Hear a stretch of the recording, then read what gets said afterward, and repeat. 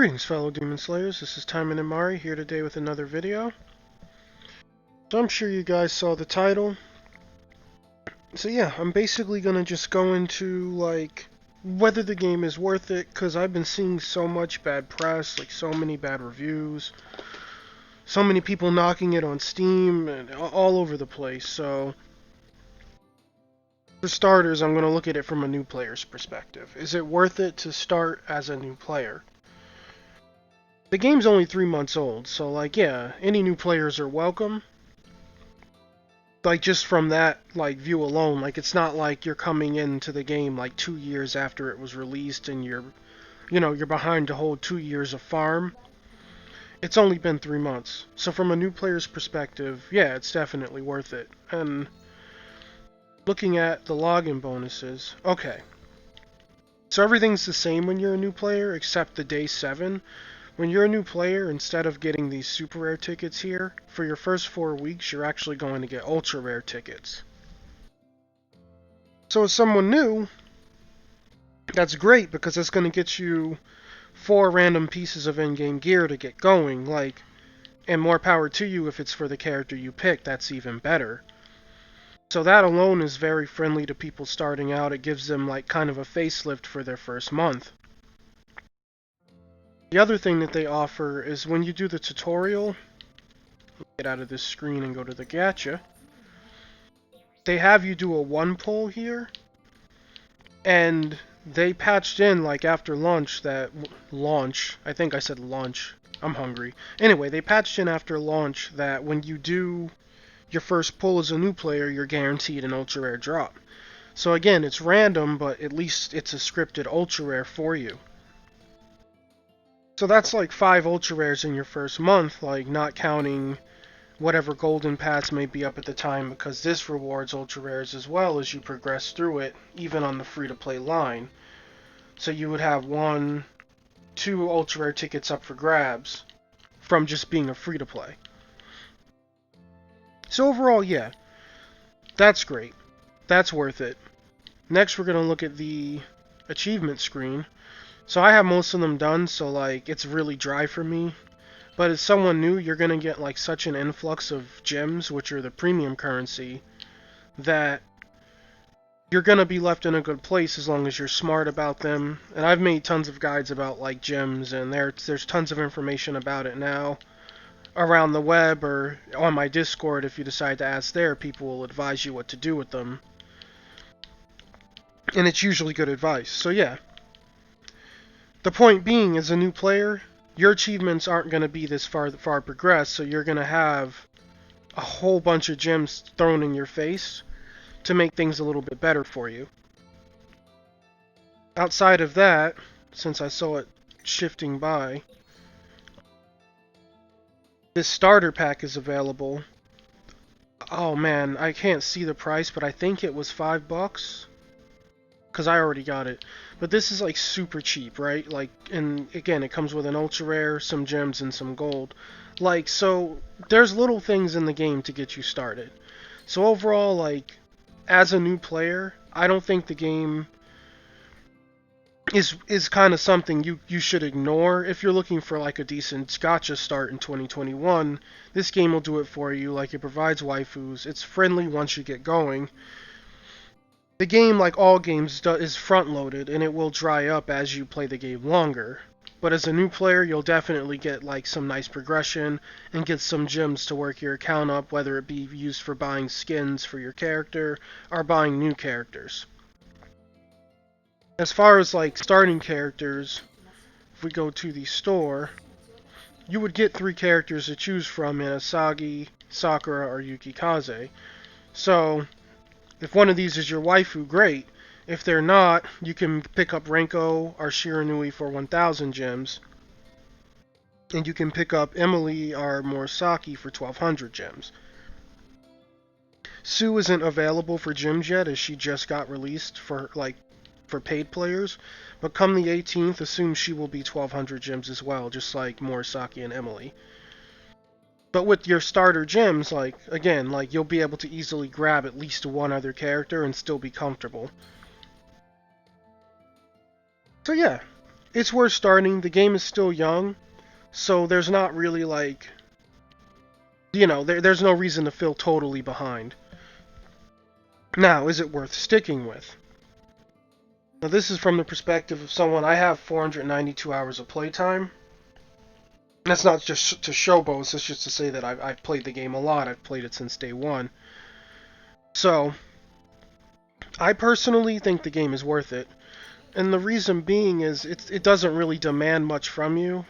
I'm going to do a couple runs because I see my AP ticking up. I might as well do something. But yeah, it doesn't demand much from you. So, like, when you first start out, you're going to play the game a lot more just because your AP will be lower, so it'll take it way less time to regenerate. But when you get up to the point where you're like, you have, let's say, like, about 100 AP or like, 120 AP, you're waiting 4 to 6 hours to play in that time frame. So, it's not demanding. Like, you literally could do your missions because you can times 5 any mission. You can get, like, through all the missions you have to do in, like, something like 10 minutes, 15 minutes if, like, you're really moving slow or just being leisure about it. But, is there someone there? No. Okay. Anyway, yeah. So that's why I'm saying the game is worth sticking with because it's not really demanding. Like, you're not really going to lose much from your day from logging into Action Taimanin and doing a couple dailies. And you get gems from doing your special quests. You get rewards from playing daily, like, you get gold, you get mats from doing dailies, you can get event supporters from doing the event. The only time you're really playing, like, a lot is when an event launches, and that's if you're doing something like spamming AP potions. If you're someone who's just kind of playing the event with natural AP regen, again, it's not going to really take much from your schedule to do. And if you log in, 2 times or maybe 3 times a day, you'll be getting like a pretty near optimal farm for a little bit. Like I say, someone who logs in 3 times a day on a 6-hour cooldown would get maybe 30 minutes of playtime a day. So yeah, with that point being made, I kind of rambled a bit. I'd say it's worth sticking with, just because it doesn't demand anything from you. And who knows, the game down the line could add more. Like, that's another reason I'd say stick with the game. It has all this potential. It's definitely seeming to be profitable. And like the cash tactics are a little bit scummy in my opinion, but I mean, this is a gacha game, so like 99% of them have like a pay to win model. So there's not really no escaping it, and this game's no different. So it's like if you go from this game to something else, like, you're still going to have to deal with some sort of pay to win. So that's not really a reason to put the game down if you're interested in a mobile game or some sort of gacha fix. The only thing that is kind of bothersome is the 4th skill slot, but again, not really needed. Like, you can comfortably get a good farm from PvP per week as long as you just get to top class, which is easily, like, attainable for literally most players. Like, once they get at least one character to cap, it's pretty easy to get yourself into top class because you only need 6,000 points, and one level 75 girl with like a half decent setup can do that for you. And that will net you 75 crystals a week. So yeah, you're gonna get some sort of farm. Like, overall, if you do top class and do your weeklies, you're getting 100 crystals plus a week. On top of that, you're getting whatever front-loaded achievements you have if you're new, or if you're still working on them. Yeah, there's a bunch of achievements. They didn't run dry for me till about level 70. And outside of achievements, you have your special stage, which I kind of just glossed over. This here, you get achievements from that. And then, as someone who's new, or someone who's even like middle ground, who hasn't done everything on hard yet, there's a whole lot of gems to be grabbed from just running through every difficulty of story. There's a whole lot of gems to be grabbed per event if you do every difficulty. You can potentially get gems from the gacha in the event. This is a bad example, but we'll go back to like box 10, or 9 rather. And you see here there's 15 gems per box through box 9, if I just go back through them.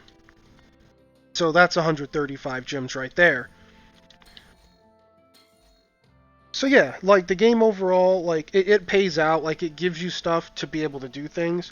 Now, as a free to play, you won't be able to do everything, so keep that in mind. Like you're gonna be choosing between whether you're gonna buy a character or a skin, or like you're gonna roughly get about 1,000 gems a month, maybe 1,200 towards the outer spectrum. If you're really like farming every single thing optimal and you're super active. So with that, you'll be able to get like a character a month, or you'll be able to buy like a bunch of skins for one character, or split up your skins. So limited skins are certainly possible with free-to-play gems. Like I didn't pay for this Renko skin, I just got it with free-to-play gems. Same with my Emily skin here, like this was got obtained 100% free-to-play. And they were obtained literally like within the same month, so it's definitely doable to get skins. It's definitely doable to get characters. Gacha can get costly, but every 10-time pull, you do the first one per gacha is half off. So yeah, like it'd be possible for free to play to throw 200 gems here and there for a gacha they really want. Like luck, of course, factors in because gacha can be rude because it's gacha, but I've seen more than enough people like do their first 10 pull and land the ultra rare. I've seen some people in some cases get 2 copies of it. So you can definitely luck sack the gacha. So either way, I've rambled on a bit. Is the game worth it? Like, as far as a new player's perspective, yes, it's very friendly to new players. It's worth it, especially if you're willing to put like a light investment in the game. Some of the starter packs are definitely like really cost effective, and I wish they'd bring more things like them back because they are alone were really worth buying compared to like some of the bundles we have now, which are still worth, but they're way more costly than the starter packs or the jumpstart package here. So yeah, from a new player's perspective, it will do you no harm to start. The game is free, so if you're interested in the game or you've been courting it and you're not really sure, this is my opinion as someone who covers it and plays it. I definitely think you should give it a try and see what happens. Maybe you'll enjoy it. As far as someone who's played the game for a long time, or at least since day one on global, so it's been a total of 3 months now, I'd say it's worth sticking with because once you get your account built up and you know what girls you like to play, it's really just a matter of logging in, doing a little bit every day, and it doesn't really demand much from me. So I have no reason to quit the game because it's not like I wake up every morning and I'm like in for 7 hours of Action Taimanin. I mean, I love Action Taimanin and I would play it for 7 hours. When the game launched, I played it for 12 hours because with the quick level ups, it was easy to keep getting AP back. So yeah, that happened. But anyway, if you play the game or you're playing it, there's no reason to really stop because it's not demanding anything from you. It's giving you gems. If you decide that you just want to buckle down and be casual and save gems, you'll have gems to get something later. So overall, the only way you hurt yourself as someone who's been playing since launch or since, like the beginning or near that time is if you stop because if you've been playing like 2 to 3 months already, then obviously you like the game despite whatever practices they're doing. So I just like buckle down, be casual, farm your gems, and save them for whatever that may come along because we're getting things like Obero, we're getting things like Koronai. I'm personally like kind of hoping we get Kirara. She's another Taimanin. I'm really hopeful we get her.